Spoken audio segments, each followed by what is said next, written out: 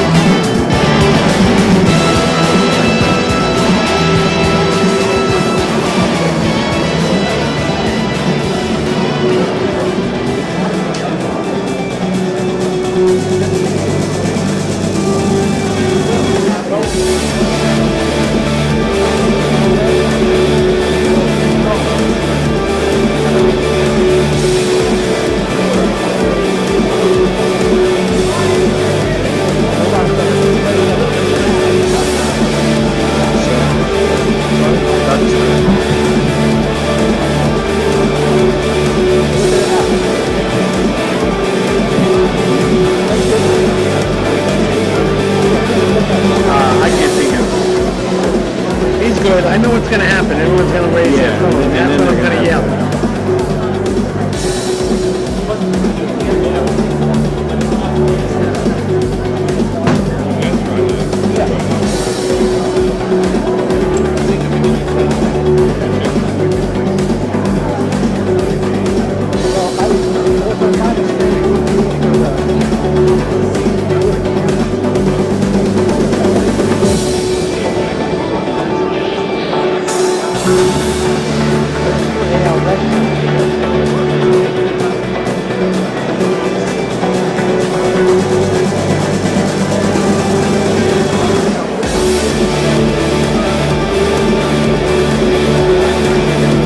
It's gonna be a video, short remarks from the chairman.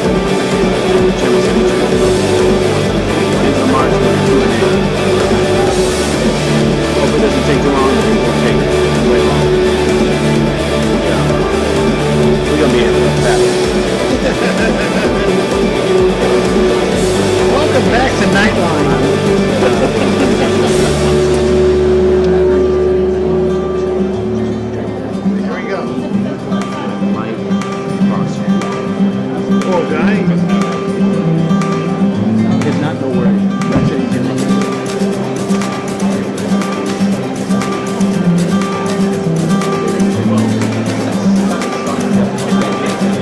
No worries.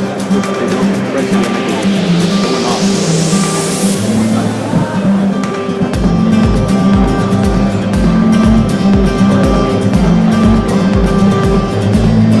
Hey,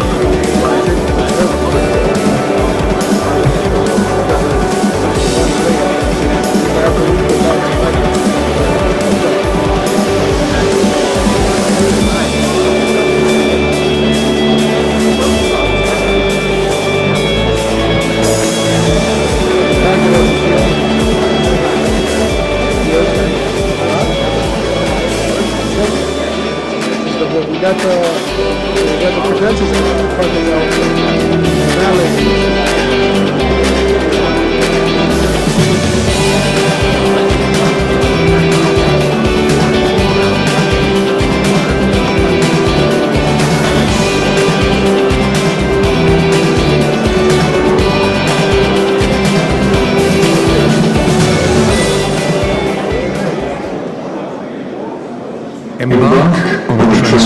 a journey where innovation meets purpose. Our world is a complicated web of interconnections, geopolitical shifts, technological breakthroughs, and social transformations. As we navigate global complexities, we find pathways to resilience and sustainable growth. Artificial intelligence is redefining industries and reimagining the future. From robotics to digital solutions, AI is not just a tool, it's a revolution in motion.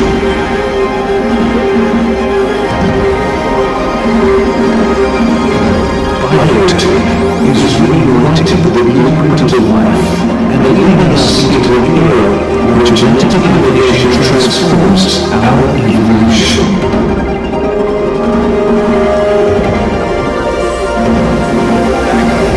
Sport is more than competition. It's a catalyst for vitality, unity, and well-being. The future of technology and athletics prepares human performance beyond boundaries. From F1 tracks to soccer fields, innovation drives a bold new chapter in sportsmanship. Visionary investors and innovators show us that the power of transformative technology is realized. Innovation is lasting, and it becomes a surge of investments, planting the seeds of tomorrow's breakthroughs. We must not forget about our planet. We need to protect our precious earth for the next generation. The future is ours to shape if we invest with purpose. Welcome to the third edition of the FII Summit, Miami.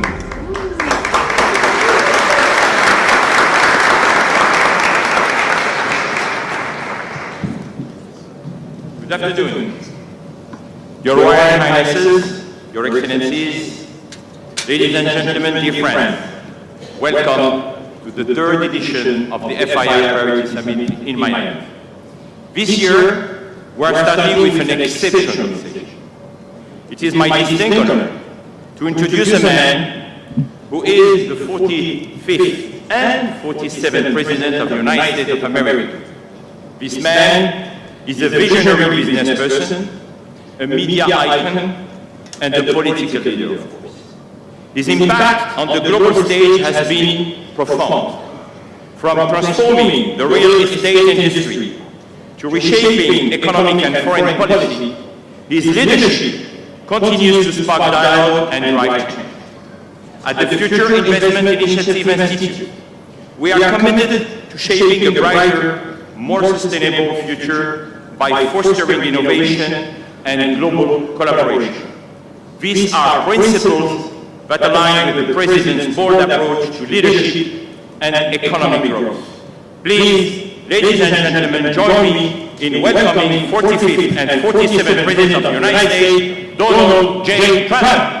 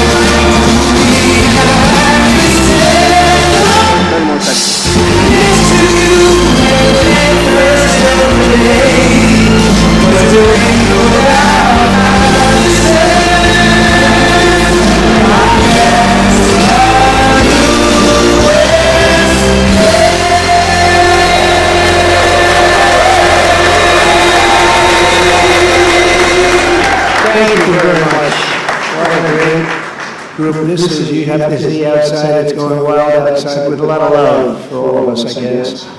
But thank you, Richard, for the introduction, and thank you to all for such a warm welcome. It's great to be back in beautiful Miami, where I've actually built a lot of great buildings with the Desert family and some others. We've had tremendous success in Miami. We have Trump Towers and Sunny Isles Beach. It's 4 beautiful buildings right over the ocean. The Trump Grande, put the little E in the end for a little, class it up a little bit.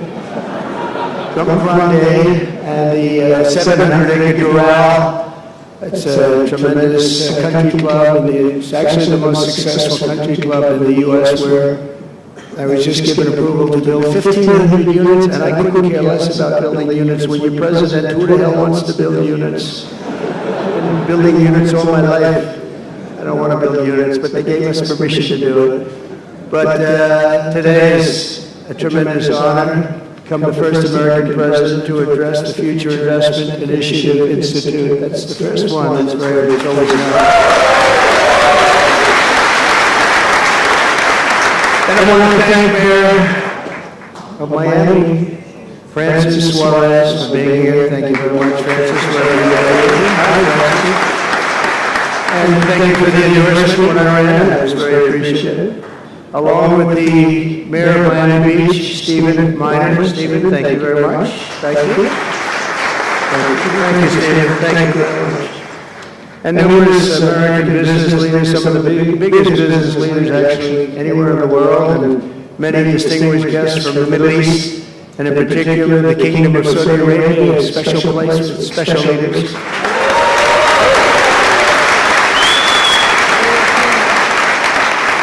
And including FII Institute Chairman and Governor of Public Investment Fund, which is a seriously big fund. Yasser, I see you there. Stand up, Yasser. Everyone knows Yasser. Thank you. Great guy, great person.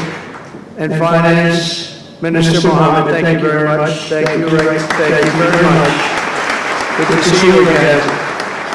That's a pretty good Finance Minister of that part of the world. That's not bad. Other parts of the world not so good, but that one is good. And many other senior government leaders, I also want to recognize the Kingdom's ambassador to the United States, Her Royal Highness Princess Rima.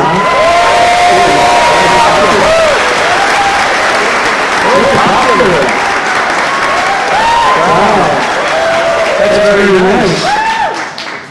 Sitting next to Elon. Wow, you couldn't do better than that, huh? As well as my own special envoy to the Middle East, who's really done a fantastic job, Steve Witkoff. Thank you.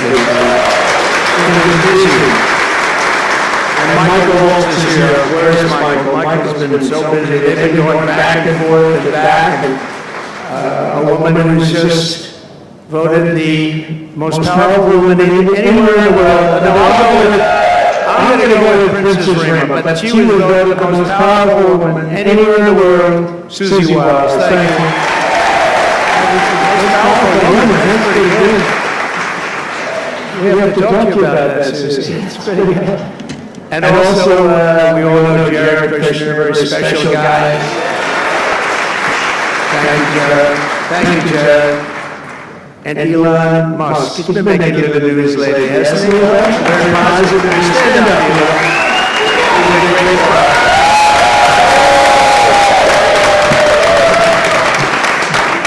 We did a little show last night. I heard they got very good ratings too, by the way. Hannity. Sean Hannity was fantastic. A fantastic man, a fantastic guy. And he did a show. And it was great being on the show with you last night.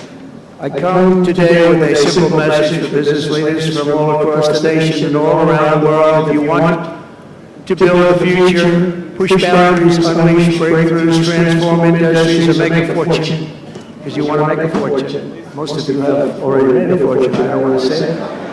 There's no better place on earth than the current and future United States of America under a certain president named Donald J. Trump. I think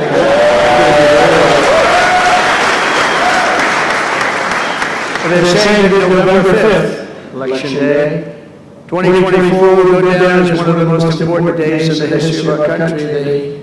said in 129 years, the most consequential election. I don't know if they're right about that or not, but it sounds good. I wanted to see if I could get a couple of more years stacked on, but I figured the fight wasn't really worth it. 129 is a lot.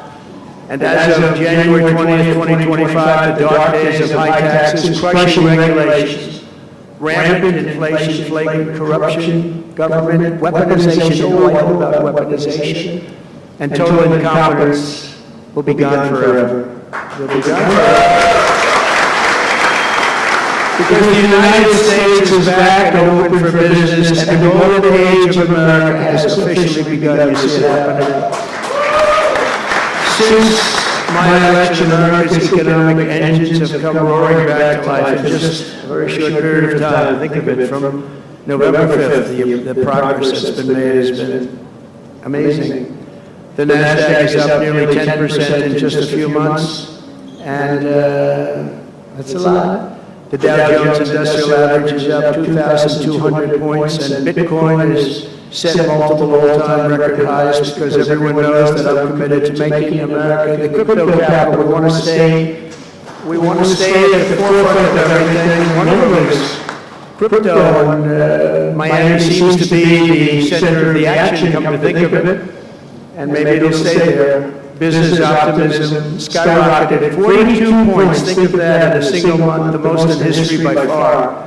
That's the biggest increase in history by not even close.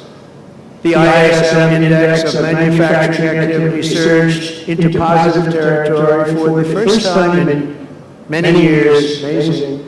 And it was just announced, this is an interesting one, I didn't realize it was that bad for so long, but it was just announced by one of the nation's most historically accurate and respected pollsters, Rasmussen, that the number of Americans who believe our country is on the right track now exceeds those who think it's heading in the wrong direction for the first time in 20 years. Can you believe that? 20 years. And this is really a seismic 27-point swing from just before the election. That's, nobody's ever seen anything like that one, yes, sir, I want to tell you. That's a big one. The best and most successful business leaders on earth are now racing to invest in the United States. Since November, DeMac has announced plans to invest $40 billion in the U.S., creating at least 10,000 jobs. SoftBank has announced investments of between $100 and $200 billion, creating at least 100,000 American jobs. Oracle and OpenAI and SoftBank are now collectively committed $500 billion to keep the United States on the cutting edge of artificial intelligence, and so many more. I mean, so many companies that want to come to the White House and have a little news conference all the time. I said, why don't you just announce it? But they want to come, and I'll do that. I don't mind doing that. I say anytime they want to go 10 million or more, I'm there. 10 million or more. But on his recent visit to the White House, the Prime Minister of Japan announced he anticipates Japanese investment in the United States of well over $1 trillion, and we're working on an Alaska pipeline already, which is the closest point to Asia. And as you know, the ANWR, which we've started, Ronald Reagan couldn't get it approved, nobody could get it approved for so many years, couldn't get it approved, I got it approved, actually I got it approved twice, I got it approved and Biden ended it. That was a shocker, but we just got it approved again. And we're going to be, it's probably the largest deposit maybe anywhere in the world, just by itself. It's, they say, of similar size to Saudi Arabia, so we hope that's correct. But all of this is only happening because of the world-changing results of the 2024 election. We won the House, we won the Senate, the White House, and the Electoral College, and the popular vote in a landslide. We also won all 7 swing states, and all 50 states shifted in the Republican direction for the first time ever. So every state, every single state of the 50 states shifted Republican. It's never happened before. Either way, it's never happened.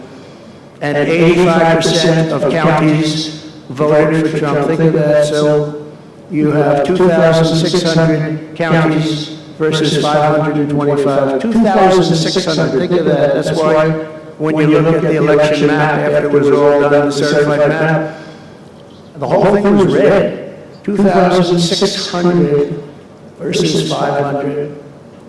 It's a big deal. Nobody's seen anything like it, actually. So as a result of this very historic victory, investors from all over the planet once again have confidence in America's future and respect for America's leaders.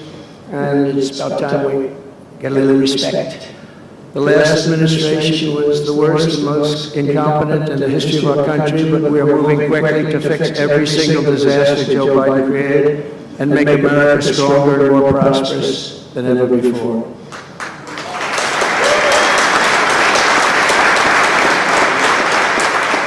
Our first and most urgent mission is to remove the criminals that Biden allowed into our country with the ridiculous and very dangerous open borders policy. They came from all over the world. They came from prisons and jails. They came from mental institutions and insane asylums. They were gang members. They were drug lords. They came from all over, and they were allowed to come into our country. And we're getting them out in record levels, just like they came in record levels. I want to thank Tom Homan and Christie, who was just she's doing a fantastic job, Governor of South Dakota, and Tom Homan, you know, they are doing a fantastic job, and the results are incredible. And every country is taking them back. They're sending their criminals to us, and they're all taking them back. We had a little problem with a couple of them that ended very quickly. And some said, we don't really want MS-13 back in our country. But I said, congratulations, you're taking them back. And they took them back. And by the way, Europe and other places ought to start also doing that. They better start looking at immigration, because it's really hurting Europe very, very badly. And they better get smart and they better get tough before it's too late. We're also working to end the highest inflation in our country's history, all caused because they played with our energy policy and wasted money on the Green New Scam and other things such as that. And they wasted money at never seen before levels. If Joe Biden had simply held federal spending at the pre-pandemic levels we had in 2019, we would have virtually no inflation. We're trying to balance the budget immediately, and because of the tariff income, which is really, it's already turned out to be amazing, actually. It's really meant more for bringing countries and companies into our country, but it's, the numbers are rather staggering.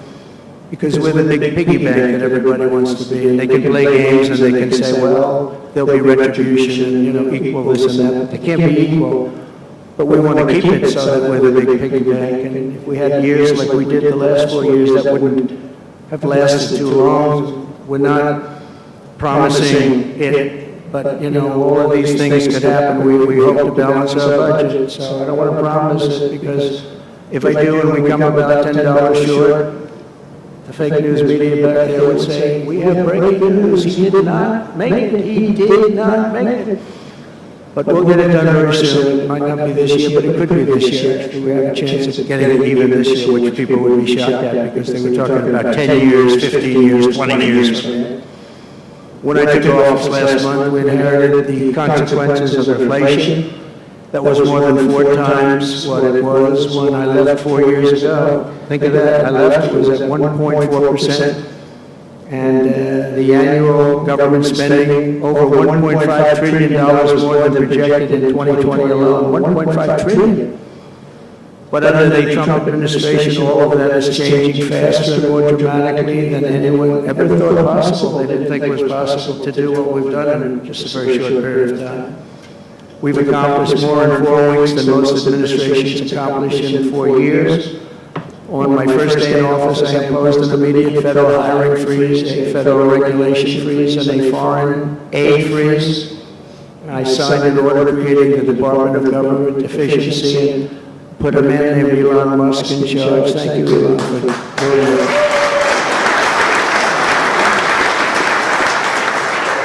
He's doing a great job. You could have seen him last night. He's really, you know, he's a very committed person. He's a very serious person. and these are very high IQ people. You know, I like high IQ people. Not all have to be, but, you know, it'd be nice to have some people up there that he's a seriously high IQ individual. Now, he's got his faults also, I will tell you that. But not too many of them, which is now really waging war on government waste, fraud, and abuse. And they're curbing inflation and saving taxpayers billions and billions of dollars every single day. There's even under consideration a new concept where we give 20% of the Doge savings to American citizens and 20% goes to paying down debt, because the numbers are incredible, Elon. So many billions of dollars, billions, hundreds of billions, and we're thinking about giving 20% back to the American citizens and 20% down to pay back debt, pay down debt, which is, if you look at value, if it were a real estate balance sheet, the debt is tiny, but we still want to pay it down. Doesn't matter. We don't look at it as a piece of real estate. It's America. We're going to get it down through intelligence, hard work, and as Elon said, a word called caring. You have to care. By doing this, Americans will tell us where there's waste. They'll be reporting it themselves. They participate in the process of saving money. So many of the men and women in this room, as an example, they pay tremendous amounts of taxes. And here are just a few examples of where your money was going before I came along. These are just some of the, just taken at random. Oh, there are much worse examples than this. I was just looking at them before the speech, and I can tell you they were much worse. And there are some that are horrible, but I don't want to really say them because they're very, very embarrassing to people. Very, very embarrassing. And they're really something, but you'll be seeing it and you will be reading about it. But just something taken at random, $2 million for sex change operations in Guatemala, $20 million for Sesame Street performances in Iraq. 20 million, that's a lot of money. You know, I know what it costs to do those things. You get a cast over for $50,000, give them a couple of bucks tip, that's it, not 20 million. 20 million, that's gone with the wind on steroids. $101 million for 29 diversity, equity, and inclusion contracts at the Department of Education. Wow. And we've also canceled all of these, saved all of this money. And again, this is just a small sample. This could go on, I could read them all day. $520 million for a consultant. I want to know who's that consultant. To do ESG, that's environmental, social, and governance investments in Africa. $25 million to promote biodiversity conservation and illicit livelihoods by developing socially responsible behavior in Colombia. $40 million to improve the social and economic inclusion of sedentary migrants. Nobody knows what that even means. None of this stuff. Everyone's trying to figure out what the hell does this all mean. $42 million for social and behavior changes in Uganda. 40 million is a lot of newspaper ads in Uganda. $70 million for research of evidence-based solutions for development challenges. $10 million for Mozambique medical male circumcision.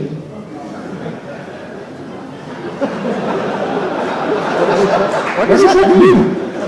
$2.3 million for strengthening independent voices in Cambodia. $14 million for improving public procurement in Serbia. $486 million to the Consortium for Elections and Political Process Strengthening, including $22 million for an inclusion and inclusive participatory political process in Moldova. And $21 million for voter turnout in India. What do we need to spend $21 million for voter turnout in India?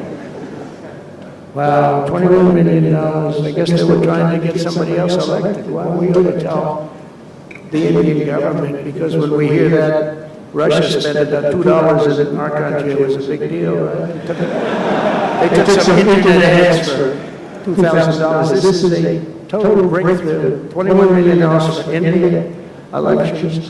$29 million to strengthen the political landscape in Bangladesh. $20 million for fiscal federalism and $19 million in addition to the $21 million for biodiversity conversion in Nepal, $1.5 million for voter confidence in Liberia. We need voter confidence too when you read this list.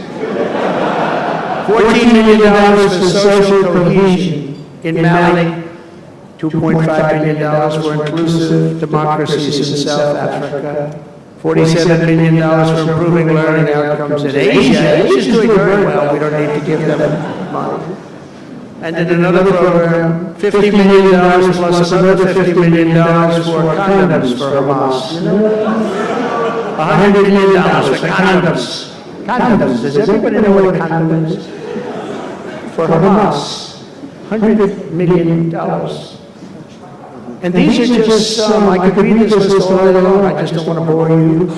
But these are just some, and not nearly as bad as others. And some are just, I just don't want to say them because they're too incendiary.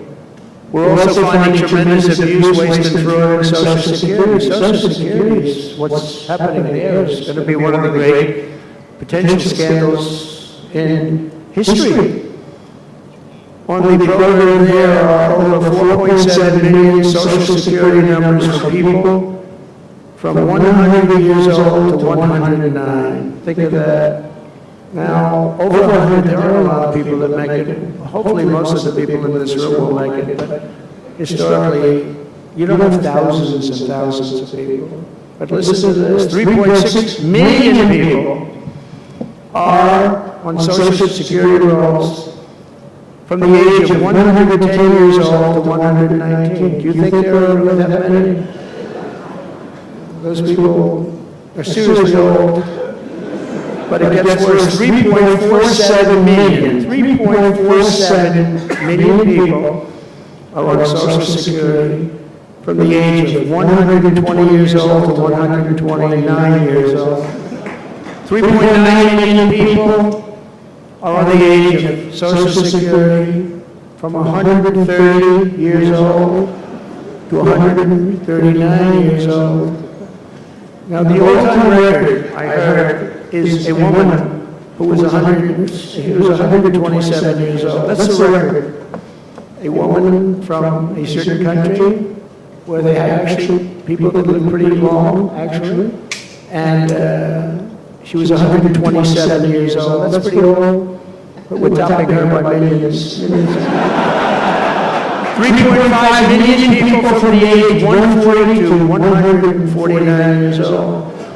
1.3 million people are on Social Security from the age of 150 to 159. And over 130,000 people are on Social Security over the age of 160 years old, okay? Including over 39 people, think of it, over 1,000 people between the ages of 220 to 229. And one person between the age of 240 years old to 249. And the record topper, there is one person on Social Security who's 316 years old, which is approximately 110 years older than our country.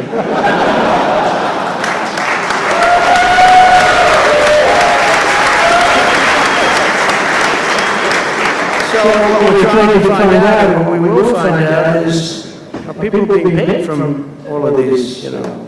Somebody pocketing 10,000 here, 10,000 there, what's going on? So we'll find that out pretty easily because we have a lot of computer geniuses. I said to Elon, who are these people that are doing this, the Doge people?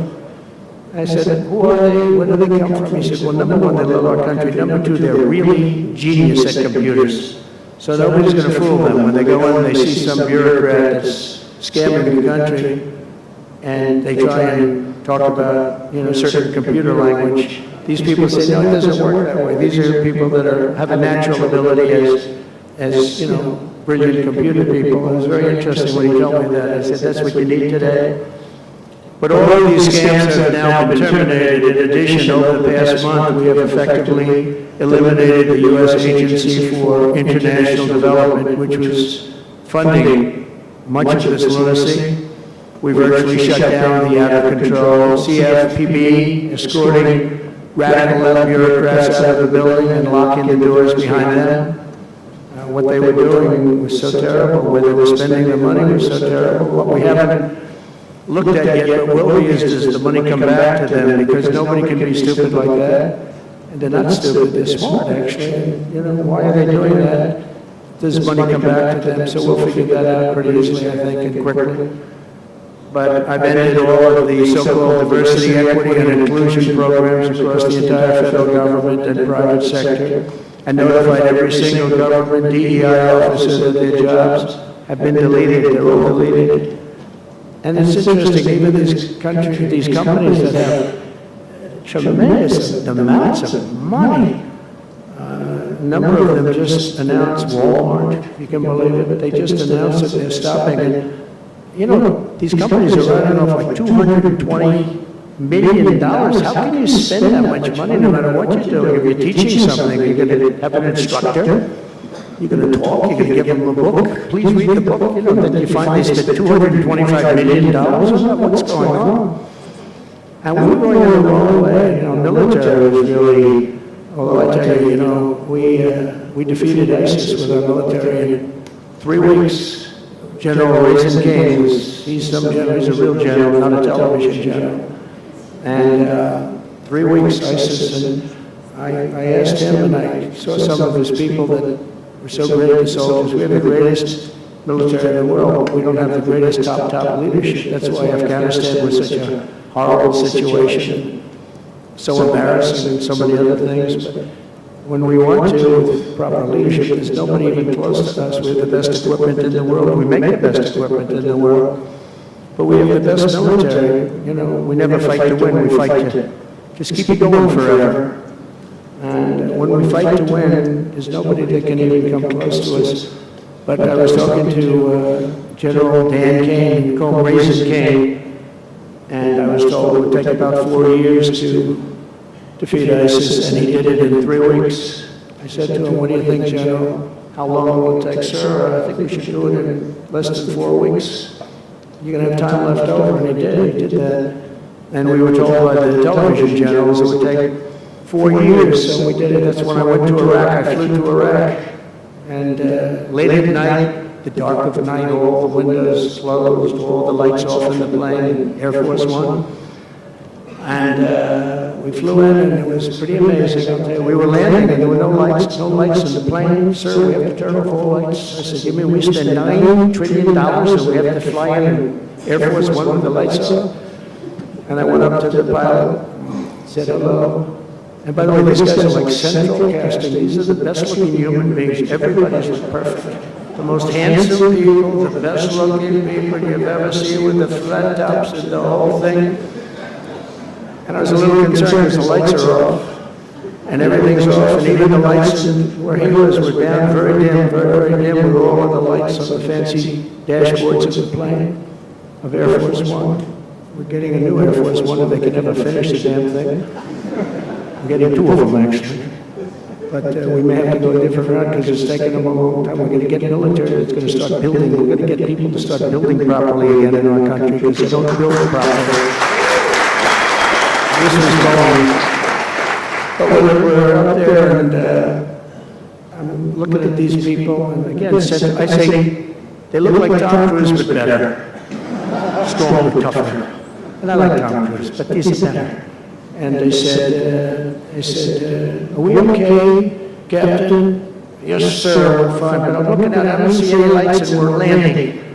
And I'm used to that. I like to sit with the pilots a lot and respect the pilots greatly.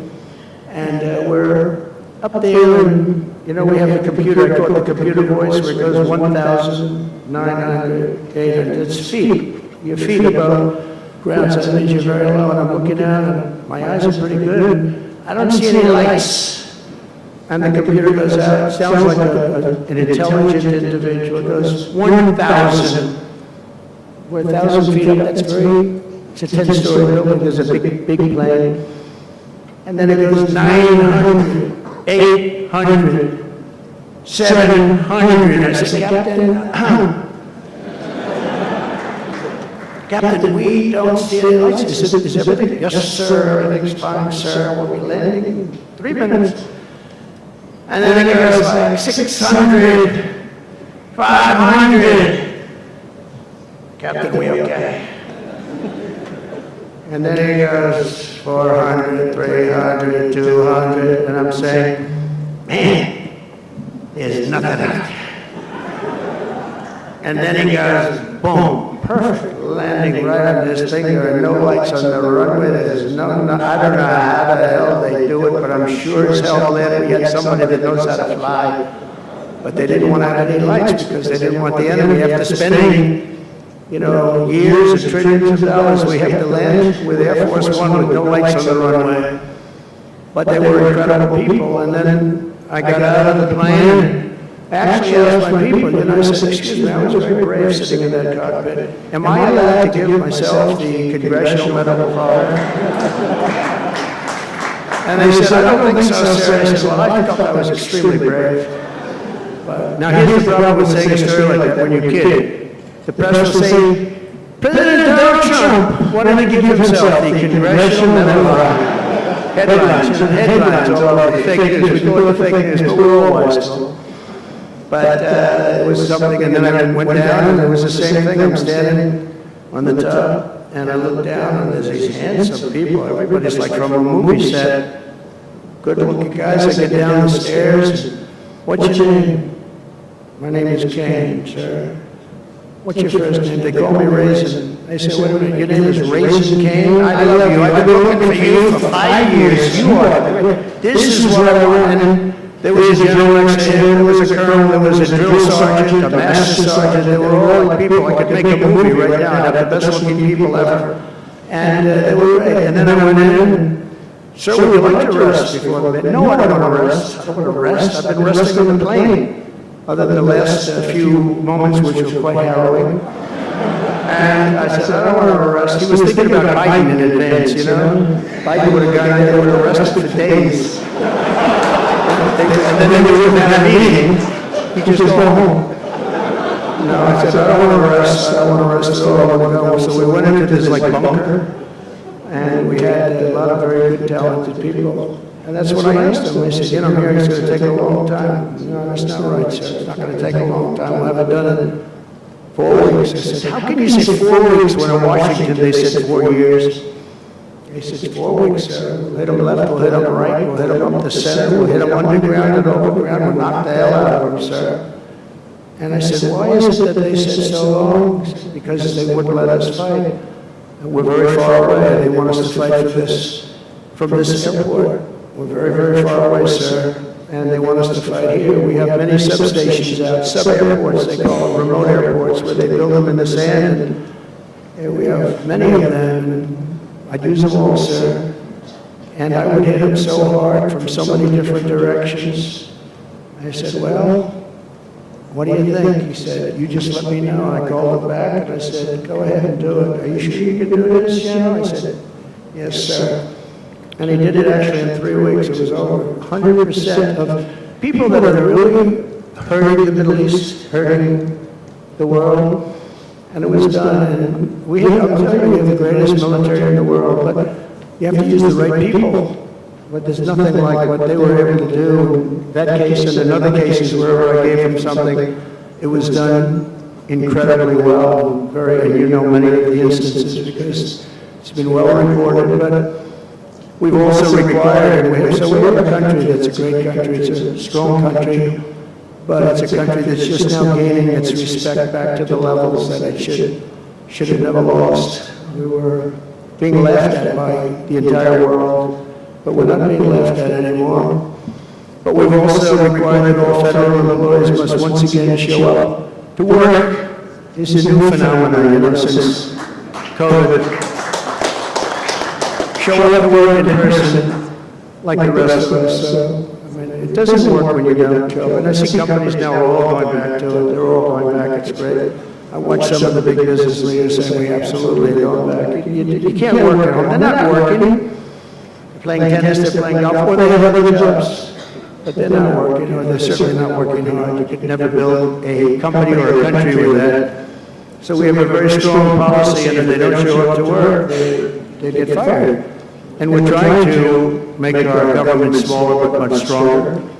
and we have tremendous bureaucracy, but it's happening. A lot of people are leaving, and in some cases leaving with pretty good offers. You know, you pay 7 or 8 months and go out and find a job. And some of these people had jobs. They were actually working for us, but they also had other jobs. And those people, in theory, they had problems. I don't know if we're going to do anything about that. So we have other things to do, but they were working other jobs instead of working for us. So they were staying home working, but they were working other jobs, getting paid a lot of money perhaps.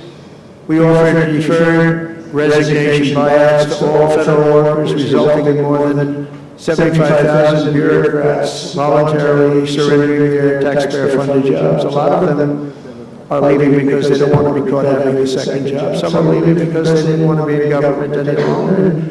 And some are leaving because they didn't want to show up to work. They wanted to work outside of an office. And that's never going to work for anybody, including companies. Companies ought to get smart. You watch these companies where they do that, they start going bad, nobody knows what's wrong with this company. We'll try to get the people back into the office where they can be cohesive and together.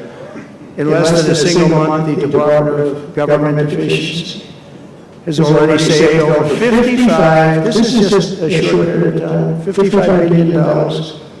And we're just getting started. That's nothing compared to the numbers that we're talking about. Right? We're ending trillions of dollars in waste. It'll mean much lower inflation, lower interest rates, lower payments on mortgages, credit cards, car loans, and much higher stock markets. I think the stock market's going to be great. In other words, we will rapidly grow our economy by dramatically shrinking the federal government, and we have to do it. I'm also taking fast action to end the radical legislation wrecking crusade against oil and natural gas. Over the past 4 years, the Biden administration cut the number of new oil leases and gas leases by 95%. They slowed new pipeline. I mean, look at the Dakota Access, they wanted that one knocked out.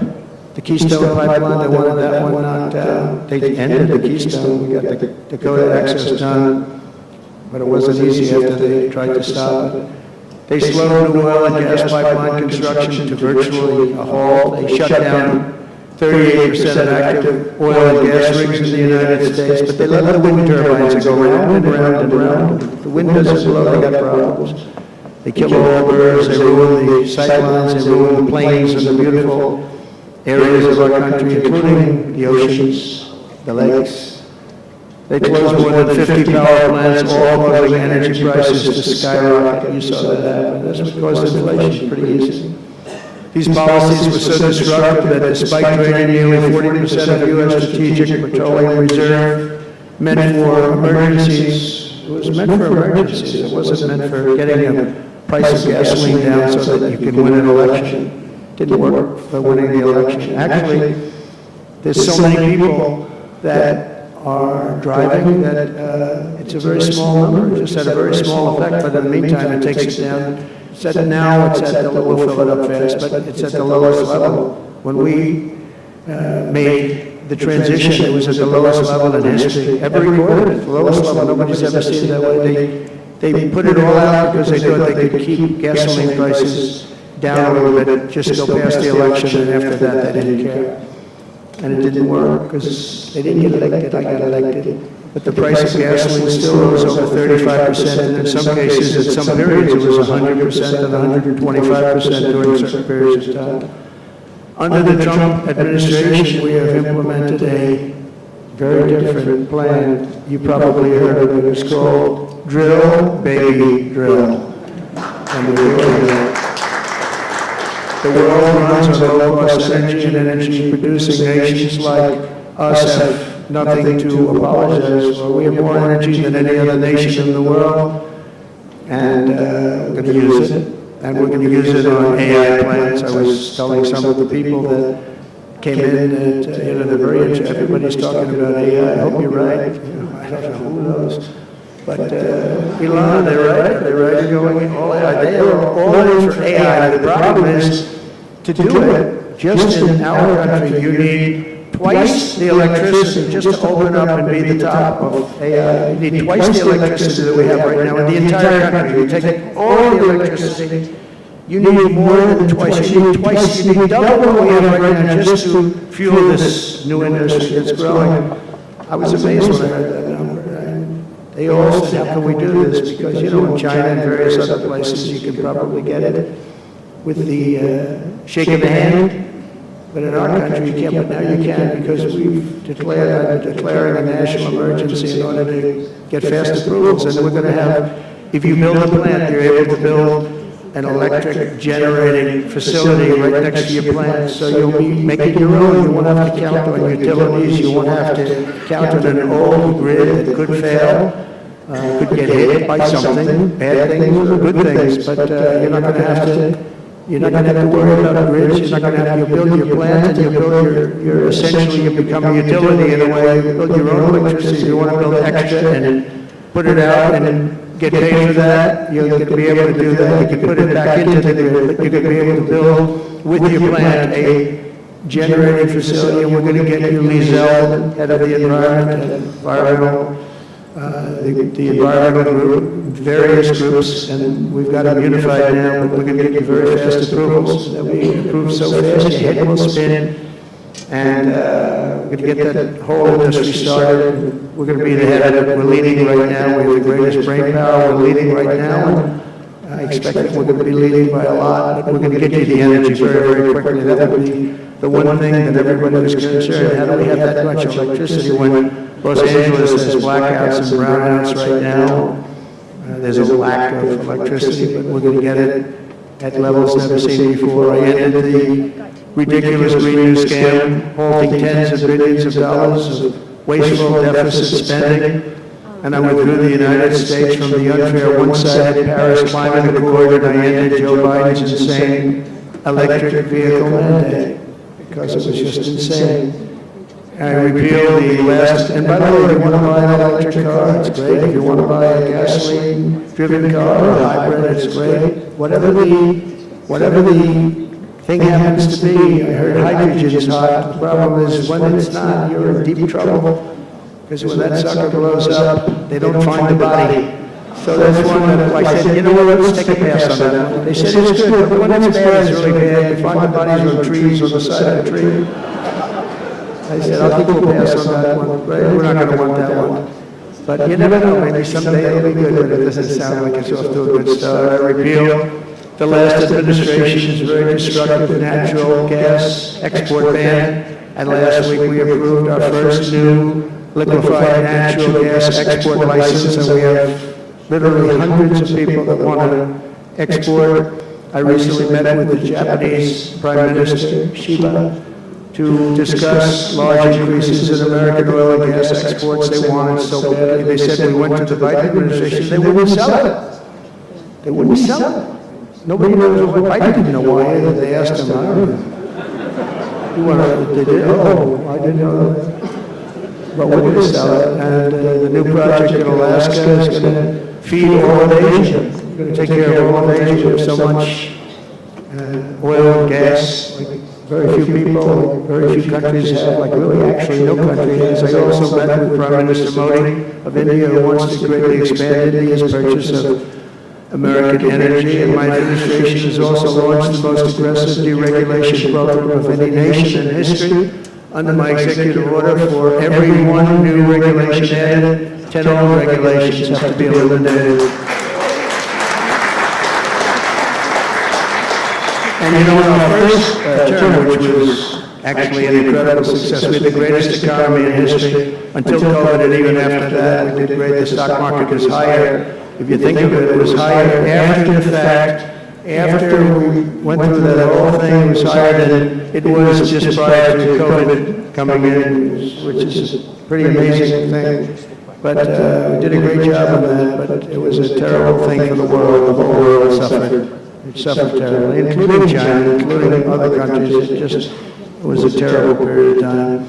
But despite that, we did well. But we had the greatest economy in the history of our country. And I think this time we're going to do even better. We were artificially hurt by COVID. We had to focus on that instead of focusing on, but just prior to COVID coming in, there's never been anything like what we did, what we achieved.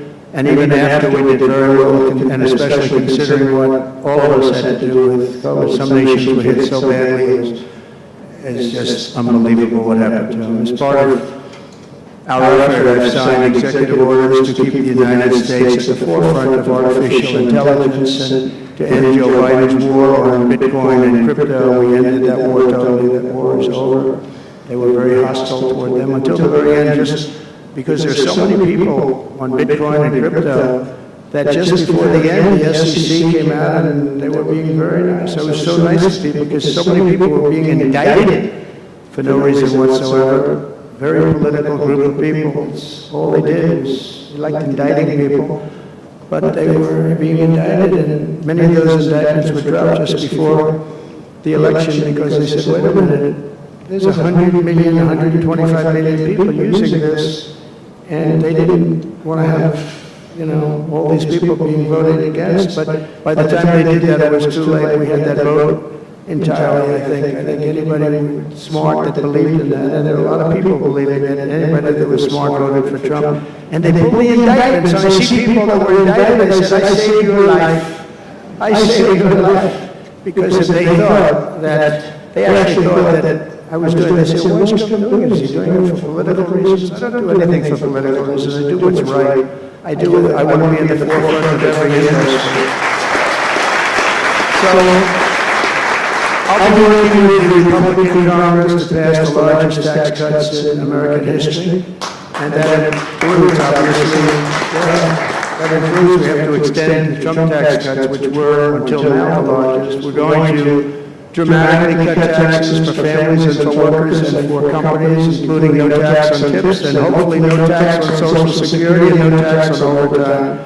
And that overtime one is a sleeper, because I think a lot of people are going to be spurred on to do a lot of extra work when they hear that. A lot of companies really like it, a lot of people really like it. The new Trump tax cuts will also include 100% expensing for new factory construction in the United States and anything else that you're going to buy with capital. If you buy something that is going to be good for our country, we're going to let you expense it, 1 year expense. And I did that the first time, and everybody was saying, can you go back to that? And you're still getting, I guess, 40% or whatever, but it, pares down, but we're going to bring that right up to the top level. I think that had a lot to do with the success that I had during my first term.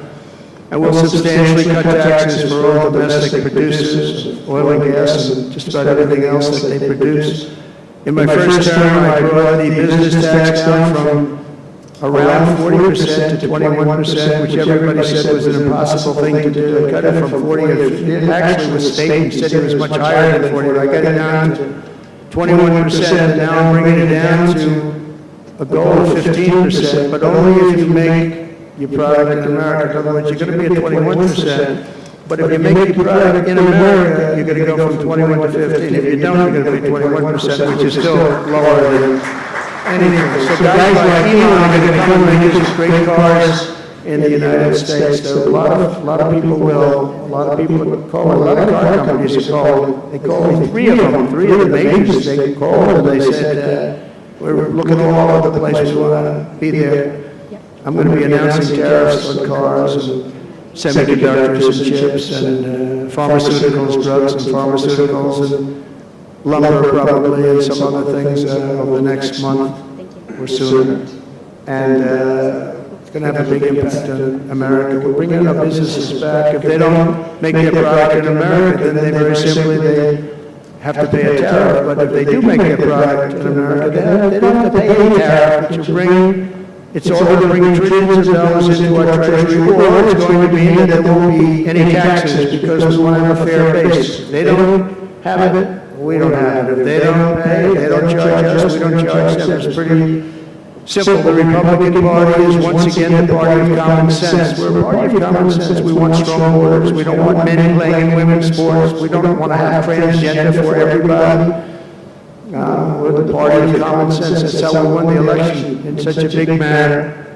We'll no longer allow other countries to ransack and plunder our nation. That's why I've announced that we will soon begin imposing reciprocal tariffs on any country that engages in unfair and unequal trading practices.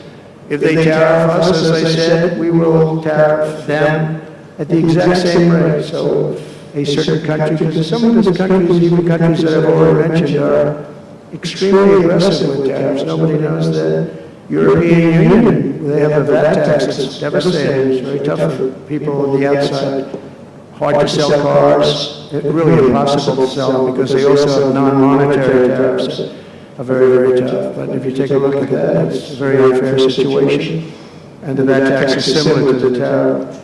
Around the world, they're moving quickly to end wars, settle conflicts, and restore the planet to peace. I want peace, and I don't want to see everybody being killed. And you take a look at the death in the Middle East and the death that's taking place between Russia and Ukraine. It's been going on, and we're going to end it. There's no profit for anyone in having World War III, and you're not so far away from it. I'll tell you right now, you're not so far away. If we would have had this administration for another year, you would have been in World War III. Now it's not going to happen. In the Middle East, I've restored my policy of maximum pressure on Iran, designed to bring peace. And we designated the Houthis a terrorist organization, destroying shipping lanes all over the place, making it very hard for people to get their product delivered, making it very difficult. We'll take care of that situation. And we've secured a ceasefire in Gaza. We're bringing in the hostages, and we're bringing them home to their families. Some of them are in pretty bad shape, I have to tell you. To end the horrible war in Ukraine, I've spoken with President Putin and President Zelensky, and our teams began negotiations this week in Saudi Arabia. I want to thank Saudi Arabia for that. It was so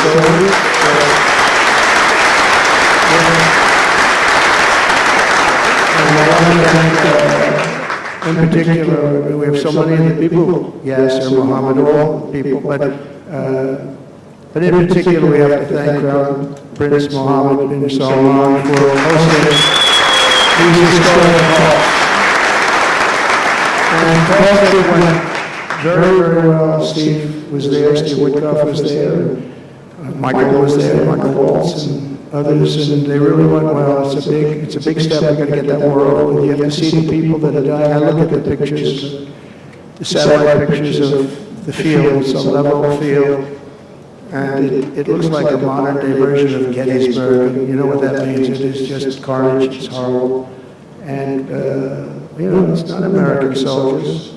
It's not even soldiers from the Middle East in the case of Ukraine and Russia, but it's people. It's young people from Russia and Ukraine mostly that are just being decimated. It's flat fields. And a bullet goes, and a bullet only stops when it hits somebody. And the level of people being killed in that battle, soldiers, young soldiers, in some cases old soldiers, because they're running out of people, they're running out of soldiers, in one case.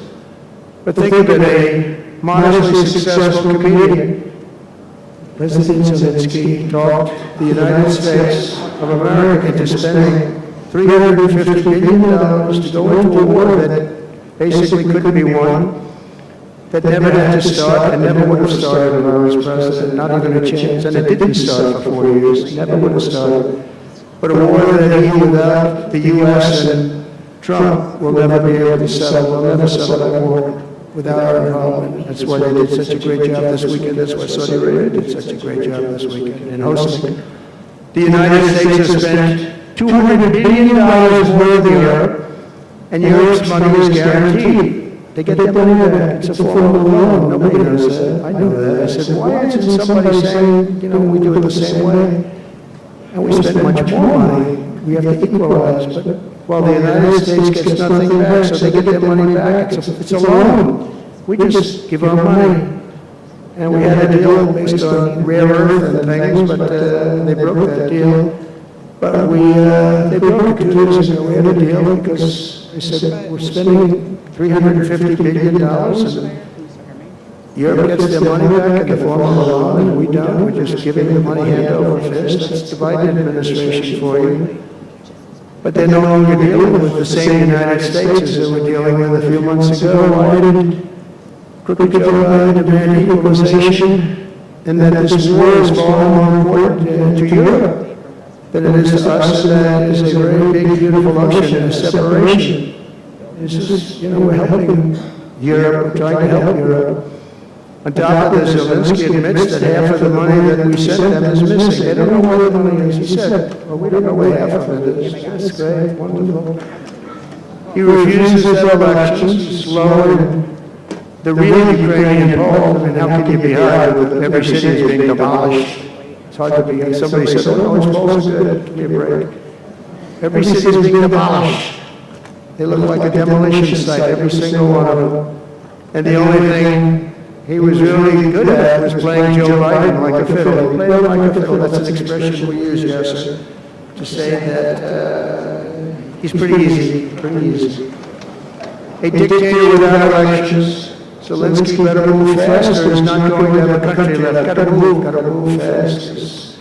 That war's going in the wrong direction. In the meantime, we're successfully negotiating an end to the war with Russia. Something we'll admit that only Trump's going to be able to do with the Trump administration. We're going to be able to do it. I think Putin even admitted that. Biden never tried. Europe has failed to bring peace, and Zelensky probably wants to, maybe he wants to keep the gravy train going. I don't know what's the problem, but he hasn't been able. He's very upset that he wasn't invited. He could have come if he wanted to, but that he wasn't invited to Saudi Arabia.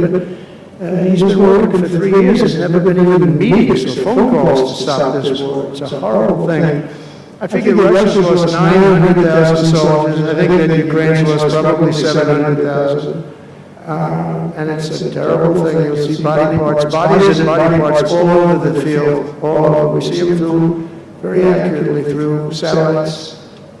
I love Ukraine, but Zelensky has done a terrible job. His country is shattered, and millions and millions of people have unnecessarily died. And you can't bring a war to an end if you don't talk to both sides. You gotta talk. They haven't been talking for 3 years. So we hope to see a ceasefire soon and to reestablish stability in Europe and in the Middle East.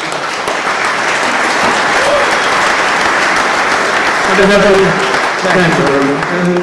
As I've said before, it's my hope that my greatest legacy will be as a peacemaker and a unifier. That will be a great legacy.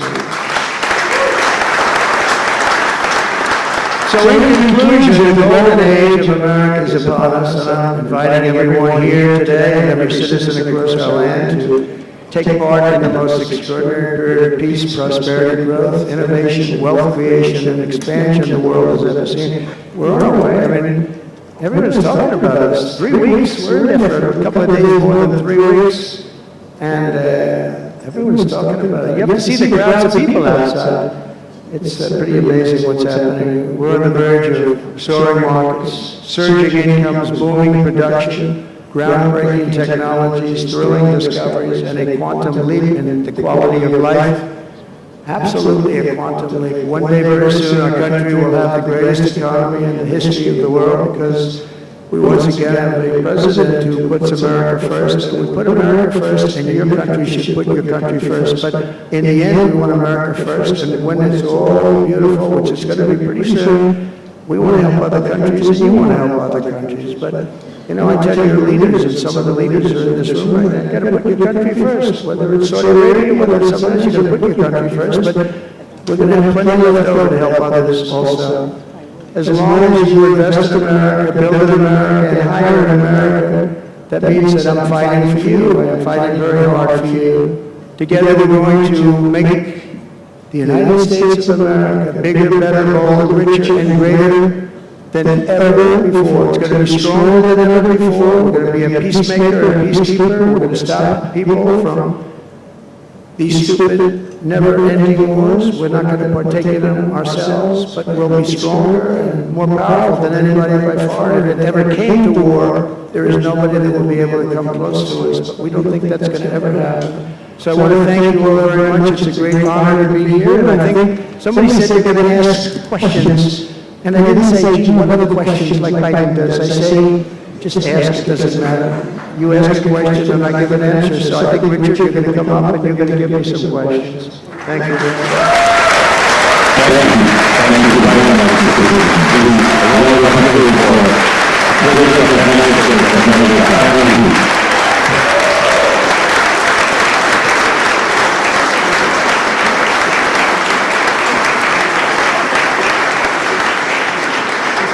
President, thank you for accepting to take a few questions. 20 years ago, I don't know if you will remember, we were under the same roof in Orlando when you were delivering an amazing speech in front of 3,000 sales reps, giving them the best advice to be successful. So, what is the best piece of advice that you have ever received? Well, I think it was watching my father. You know, my father was a very hard worker, and he just worked hard. And he was very smart. He had good genetics. His brother was the longest-serving professor in the history of MIT, Dr. John Trump. And my father was every bit as smart. But my father had to work. He was older, and he put his brother through school. In fact, he once said, boy, I put him through so much school. He had 3 different degrees. And they asked him to stay on at MIT, but my father was the same ilk. And I noticed that my father was a happy man. And what he did is he worked. He just worked all the time. He worked. And he loved it. And really, I think the best piece of advice I got from that is you have to love what you do. And if you love what you do, you're going to have a happy life. If you don't, I mean, I see so many people, they're in businesses that they don't want to be in. They're in businesses that, you know, they're bored in or they're not good at it. They don't have a natural ability at it. There is such a thing as natural ability, whether it's sports or acting or anything else. I mean, some people have an ability for something, try and find that ability, but you have to love what you do. If you love what you do, you're going to be, at least you have a good chance of being successful. Mr. President, it's almost time for a dinner. So if you are throwing a dinner party and you can invite 3 fascinating guests, living or dead, who would you bring? Well, they're all sitting right in the front row. Yes, sir. Are you ready? Mohammed, are you ready? Steve Whitcomb. We have history of the most important person, at least until the World Cup is over, is here. Johnny, stand up. He gave the United States the World Cup. Johnny, thank you. I didn't know you were here. That's very good. He's the king of soccer. That's not bad. And you've done a fantastic job. You know, but it's very interesting. When I was president, I got the World Cup, and I got all of the, you know, we have the 250 anniversary, so that fell in this administration. That's a big deal, 250 years. But we have all of these things happening, and I also got the Olympics. And I was called by the mayor of Los Angeles, sir, would you call up the Olympic committee, because it was at that time President Obama will not take their phone call, and we're going to get the Olympics in Los Angeles. And by the way, they've recommitted to Los Angeles at a level that, you know, I was very worried about that. And they've, the opposite, you know, somebody could have said, well, we're going to do it someplace else. Until they have actually recommitted, they're going to make it bigger and better than ever. So, you know, but I had the Olympics. So I got the Olympics, I got the World Cup, and I said, and the 250, but that one I didn't get. But it was there, it was in this term. And I ran an election, and we did fantastic in 2016. We did much better. Millions and millions, tens of millions, but millions and millions of votes better. And bad things happened, and I didn't get that one. And I said, you know, when I originally signed the Olympics, I said, I won't be able to even be president, and I got the Olympics, because if I didn't, when I spoke with the people, the organizing committee and the people in different parts of the world, they asked me to do it because the president wouldn't do it. I was president-elect, and I gave them a talk. I couldn't get them off the phone. They were starving for love. And the bottom line, they gave us the Olympics. And I said, you know, it's been said I won't be president. Then we had the election result, and now I'm president for the Olympics and for the World Cup. So I'm very happy about that, Johnny. Thank you very much.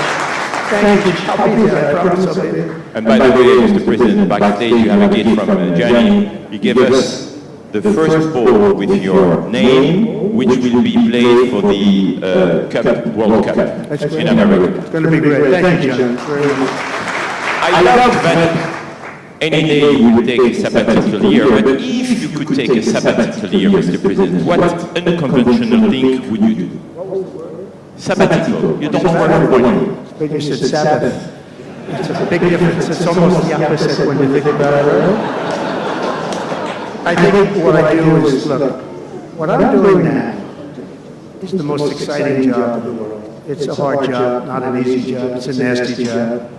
It could be a lot easier with, you know, I think that the news media has to straighten themselves out because people are getting it, you know, they're losing tremendous popularity and they've lost their prestige and they've lost their credibility. And I think it's a very important thing, the news media, but I think they have to straighten themselves out because the people are going around them now. They have so many different things with like Elon with X, which was a big thing, and we have Truth, which has been fantastic, and we have so many other things that you don't really need traditional.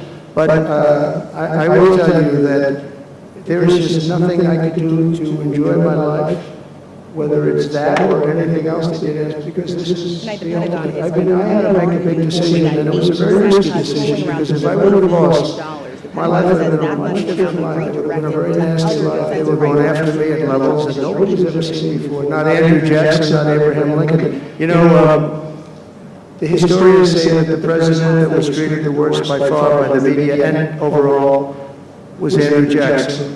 In fact, his wife died of heartbreak.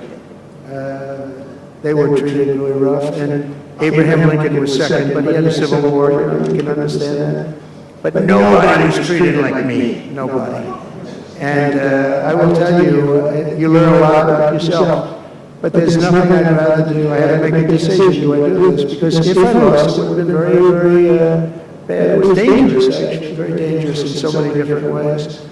And I decided to do it, and I said, I have to win, because if I don't win, I spoke to a friend of mine the other night, I said, you know, if you lost, it would have been very, it was actually Sean Hannity just before we did the interview last night.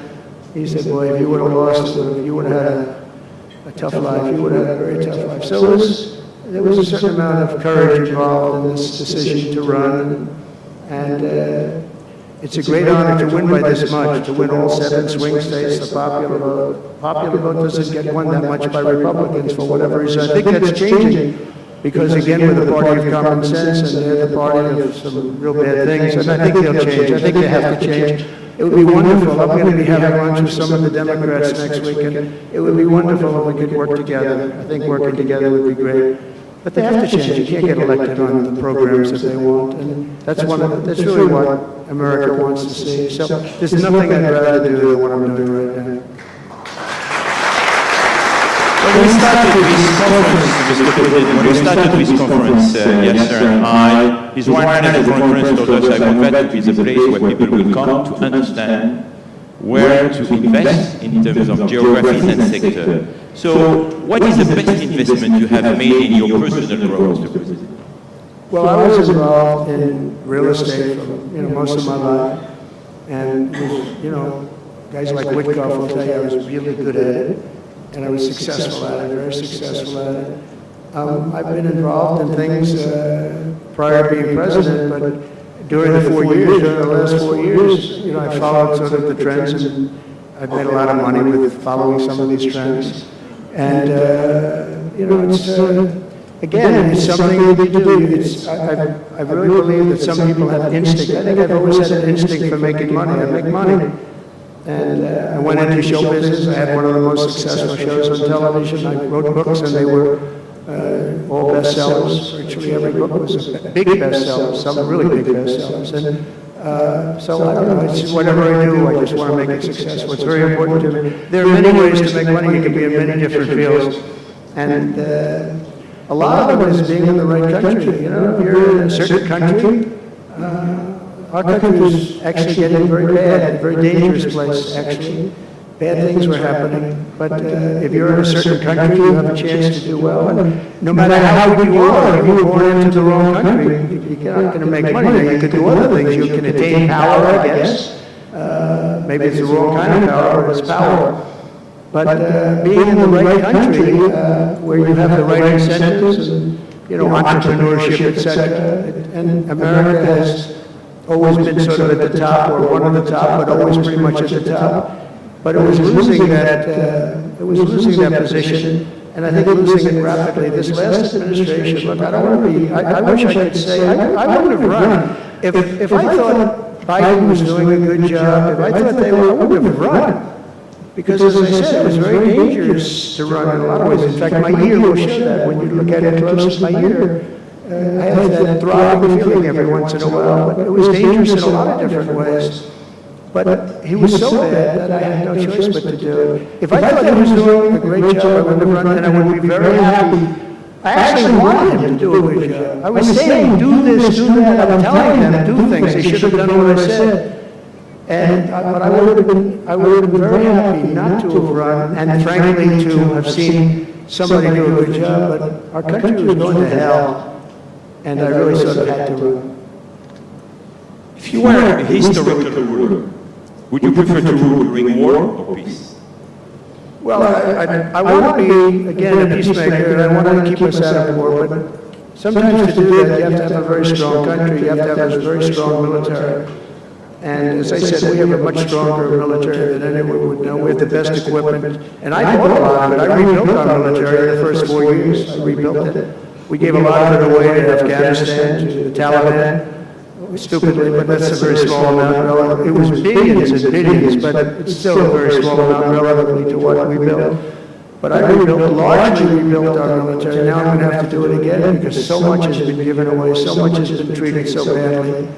But to keep peace, you really have, I have a thing, strength through, and I did it, you really have it, you have strength and you need the strength, but it's really peace through strength, because without the strength, it's going to be very hard to have peace, because you're going to be taken over, bad things are going to happen, so you really want to have peace through strength, and that's where I've done it. Having strength, having power in that sense to protect yourself and your people is a very important thing. Hopefully you don't have to use that power. I will tell you, I was dealing with President Putin very successfully on denuclearization. We were talking about it very seriously, and then COVID came and lots of things came, and we had also talked to China about it. Now, Russia and us have the biggest nuclear by far. China is not close, but they will be close. In 3 or 4 years or 5 years, they'll be equal.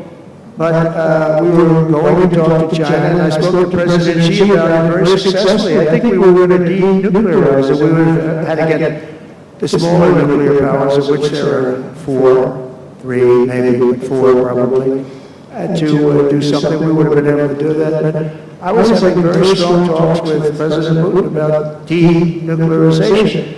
And, you know, the president, you get presentations about what we're building, what we're having, the power of weapons, the power of many things besides weapons per se. What I saw the power of nuclear weapons, and we can never let that happen. If that happens, the ball game will be, the world will be destroyed. The power is so enormous. You look at Hiroshima, you look at Nagasaki, multiply that times 500 times, and the world would be destroyed. So you want somebody as your president, or you want somebody as your leader that understands that we just can't let that happen. We can't let other countries get nuclear weapons.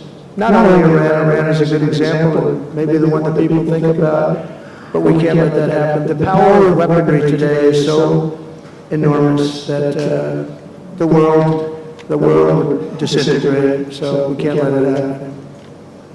Mr. President, if you had to describe the United States of America in just 3 words, what would they be? In 3 words? 3 words.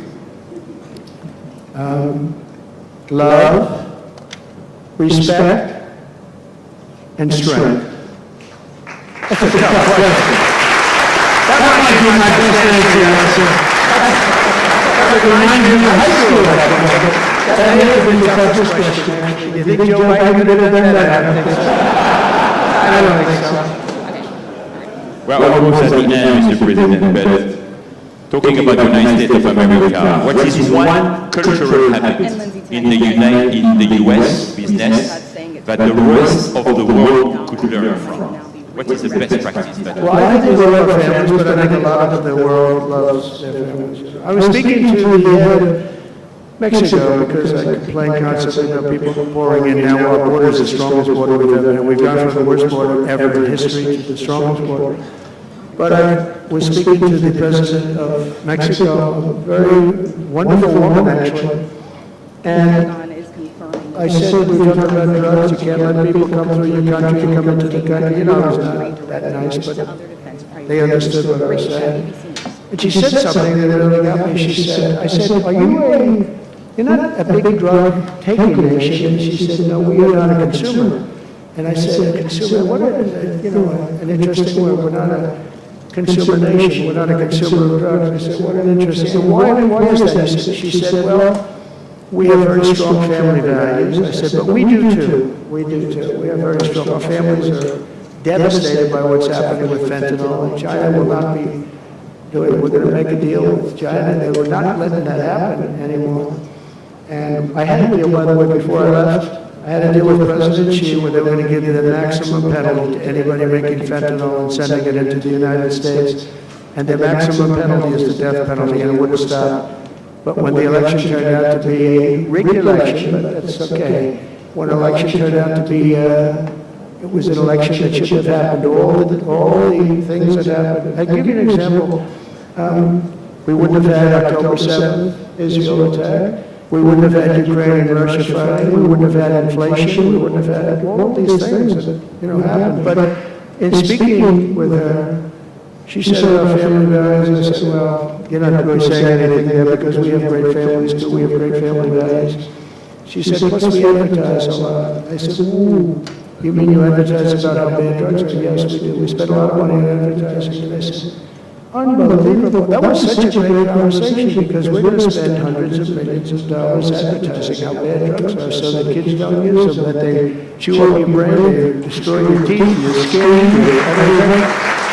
And I thank you for that. I make so many calls and I never learn anything from anybody. I know everything and I never learn anything from anybody. And I spoke to this woman, as soon as she said it, she didn't have to say exactly what, I said, exactly, what a great idea. And I think we're going to have, and I saw pieces of it, we're going to go in with $100 million and then another $100 million initially. But I saw some of the ads and they are really violent. I said, you have to make them strong. Your skin practically comes off after a period of time. You lose your hearing. You lose your teeth. It is terrible. And we show this happening to people.